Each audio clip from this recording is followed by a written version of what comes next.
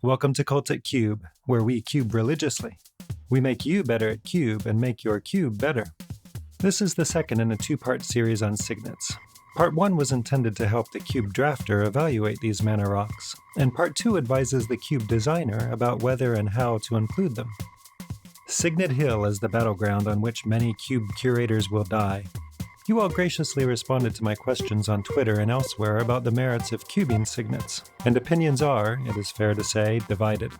When I was starting my first cube, I vividly recall how confused I was by such strongly held convictions about signets. In this video, I will explain my current approach to these mana rocks, having tested a number of different configurations over the years.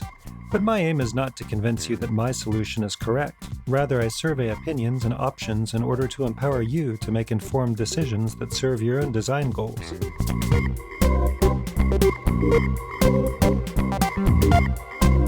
Here's a quick and dirty summary of what's to come. First, the lower the power level of your environment, the more oppressive signets may feel. Second, you should feel free to break the cycle and only run a subset, such as those that most directly support your artifact archetypes. Third, consider replacing signets with a second set of fetch lands. Arguments in favor of signets are not hard to see. In most cube formats, they are first pickable cards, as they provide both mana acceleration and color fixing for 2 colorless mana. People who want to push control and combo strategies, artifact strategies, and cheaty effects such as upheaval will run all the cheap mana rocks that they can.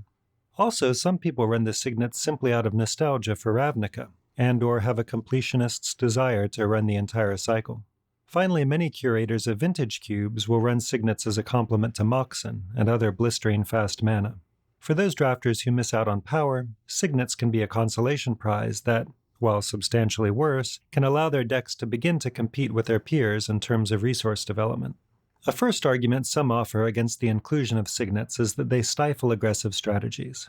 The signet allows slower decks to ramp more quickly into their stabilizing effects, such as sweepers or creatures that manage the board. A second concern is that signets eat into green's design space. If green does not have a monopoly on ramp, then it may not have a lot to offer the drafter. After all, beefy threats, which are green's other signature, are readily available to most colors in most cubes, and also creatures the most fragile type of permanent.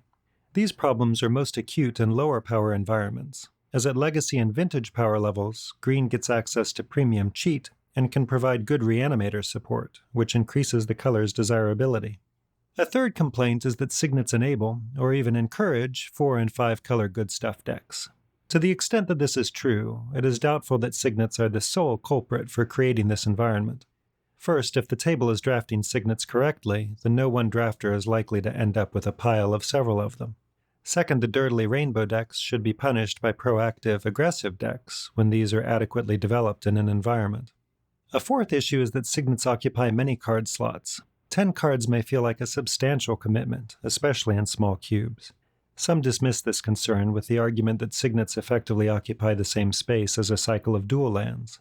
I believe that it is absolutely correct to think of signets as color fixers, but it is not correct to think of them as lands.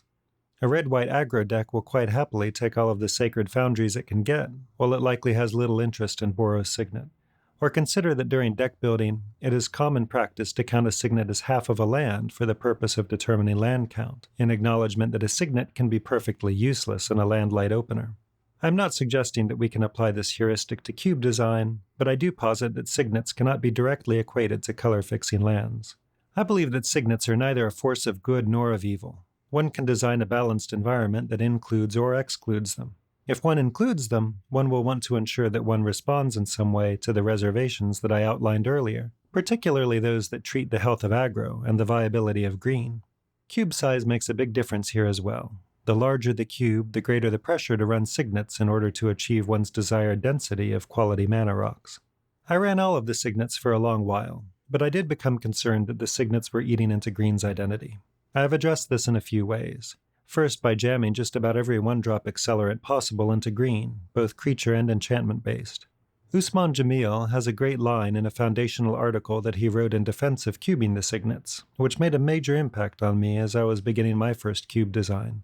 Jamil argues that the signets do not outclass green's best ramp, but they do surface the weaknesses of green's lesser quality acceleration. But regarding Signets in particular, I was inspired by Jason Waddell of Riptide Lab to cut them in favor of a second set of fetch lands. Nowhere else in my cube do I break Singleton, but I am now a staunch advocate for employing this strategy with fetches. Fetch lands offer the opportunity for excellent fixing, but without ramp attached to it. You probably do not need to hear the litany of benefits that fetches offer, but I'll hit on a few highlights. They shuffle libraries, they allow for double landfall triggers, they feed the yard, and they can effectively be pentalands. Fetch lands fix mana and make color screw less likely, which makes for more real games of Magic. My friend Sir Funchalot has run 3 sets of fetches in his cubes, though he is now on double fetches and triple ABUR duels. I retain only one Signet in my environment. Izzet Signet serves as a signal that blue-red is the home of the artifact decks, though it can certainly branch into other colors. The point, though, is that you should feel free to break the cycle of Signets. As I mentioned in my video about the M11 Titans, cycles, while aesthetically pleasing, can be the enemies of good design. Here are some of the approaches that I have seen to partial inclusions of the Signet cycle. First, one may include only the blue Signets. As I explained in part 1 of the Signets video series, the blue Signets are the highest picks, as blue often wants mana acceleration but is quite poor at generating it. If you subscribe to the notion that Signets inhibit aggro or muscle green out of its corner, then this solution does not address your complaints. However, it does reduce the number of rocks in your environment, which may well be useful in itself for achieving the density that feels correct to you. Some people, by contrast, run only the green Signets, with the aim of keeping ramp rooted in green. This approach seems undesirable to me. First, unless one maintains a very large cube, one does not have to dig outside of green to find solid ramp and fixing options at 1 and 2 CMC. Second, green decks often will not have much synergy with artifacts. Third, these Signets will almost certainly be poached by non-green decks that are delighted to run them half on color or entirely off color, which may defeat one's original purpose. One could just run those Signets that most directly support artifacts archetypes. This is the model that I follow by running exactly Izzet, but one could expand the scope slightly and run all 3 Signets in the Grixis shard, for instance, as a nod to cards such as Tezzeret and Daretti that care about artifacts. Or play the Jeskai Signets to support the cheat sorceries that love rocks. In addition to lowering the number of available mana rocks, one may attenuate their power by running only those that ramp more slowly or those that do not fix color. For instance, one might disallow any mana rocks that are cheaper than 3 CMC and/or permit only those 2 CMC rocks that enter the battlefield tapped. As a word of caution, the enters tapped clause is not actually a huge drawback, and these artifacts will still be high picks. Alternatively, one might only run rocks that tap for colorless mana. Such rocks are poor at enabling splashes, but they will still be powerful pickups for controlling strategies.